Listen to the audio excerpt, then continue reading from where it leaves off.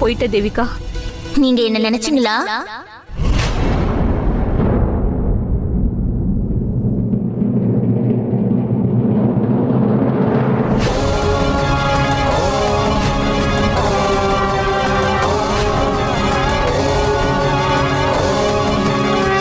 தேவிகா,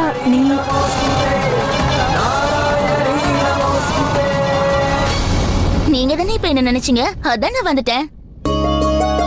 ஆனா நான் விசாரிச்சப்போ நீ போயிட்டதா சொன்னாங்களே. ஆமா, நான் இங்க இருந்து போயிட்டு இருந்தா. ஆனா திடீர்னு ஞாபகம் வந்துச்சு உங்களுக்கு என்னோட உதவி தேவைப்படும்னு. அதனால திரும்பி வந்துட்டேன். அது என்னன்னா, நான் நினைக்கிறது எப்பவுமே கரெக்டா நடக்கும். சரி சொல்லுங்க, நான் உங்களுக்கு என்ன உதவி செய்யணும்? எனக்கு உன்னோட உதவி தேவைங்கிறது உனக்கு எப்படி தெரிய வந்துச்சு? உங்களுக்கு இப்ப நேரம் ரொம்ப கம்மியா இருக்குல்ல? அப்போ இந்த தேவையில்லாத பேச்செல்லாம் விடுங்க. உங்க தேவையை பத்தி மட்டும் பேசுங்க. அது விஷயம் என்னன்னா, என் தங்கச்சி ரோகிணி, அவளோட உயிர் ஆபத்துல இருக்கு. அவளை காப்பாத்துறதுக்காக தான் நாங்க இங்க வந்தோம். இந்த கோயில்ல பல வருஷங்களா தவம் செய்யற அந்த பாபாவை நாங்க சந்திச்சோம். பல வருஷ தவத்துக்கு பலனா அவர்கிட்ட ஒரு சக்தி இருக்கு. அவரால் மட்டும்தான் என் தங்கச்சி ரோகிணியை மீட்டெடுக்க முடியும். ஆனா அப்படி செய்யணும்னா அவருக்கு என் தங்கச்சியோட சிலை வேணுமா? உன்னால சிலை செஞ்சு எங்களுக்கு உதவ முடியுமா? அவ்வளவுதானா? சிலைய தயார் பண்றதுதானே என்னோட வேலையே. கண்டிப்பா உங்களுக்கு கிடைக்கும். ஆனா இதுல இன்னொரு சிக்கலும் இருக்கு தேவிகா. இப்ப பொழுது சாய போகுது. இன்னைக்கு ஒரு ராத்திரி மட்டும்தான் நமக்கு நேரம் இருக்கு. நாளைக்கு காலையில சரியா 6 மணிக்கு பாபா பூஜையை ஆரம்பிச்சிடுவாரு.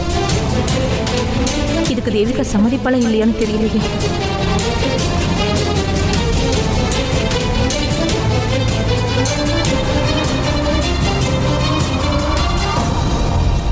நீங்க எதுக்கும் கவலைப்படாதீங்க. நான் எப்படியாவது சீக்கிரமா அந்த சிலையை தயார் பண்ண முயற்சி பண்றேன். சரியா? உனக்கு ரொம்ப ரொம்ப நன்றி தேவிகா. என்ன சீமாக்கா நீங்க? உங்களோட இந்த 2 கையும் அம்மன் தாயை மட்டும்தான் வணங்கணும். சரி வாங்க, நம்ம உடனே வேலையை ஆரம்பிக்கலாம். ஏன்னா நமக்கு நேரம் ரொம்ப கம்மியா இருக்குல்ல. போலாம் வாங்க. இங்க பாருங்க, இப்ப எனக்கு அவ்வளவு டைம் இல்ல. இது ஒருத்தர் உயிர் சம்பந்தப்பட்ட விஷயம். ஹலோ ஹலோ, என்ன சொல்றாங்கப்பா? பாட்டி, இப்போ ஃபெஸ்டிவல் சீசனுங்கிறதுனால சிலை செய்யறதுக்கு அவங்களுக்கு 24 மணி நேரமாக தேவைப்படும் சொல்றாங்க. ஆனா நமக்கு டைம் இல்லைன்னு சொன்னா கூட அவங்க அதை கேட்கறதுக்கு தயாரா இல்ல பாட்டி. விடியறதுக்குள்ள சிலையை தயார் பண்றவங்க ஒருத்தர் கூட இல்லையா? தேவிகா,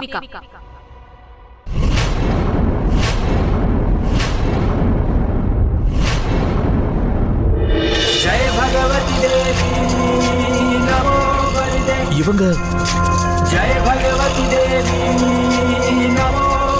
வா.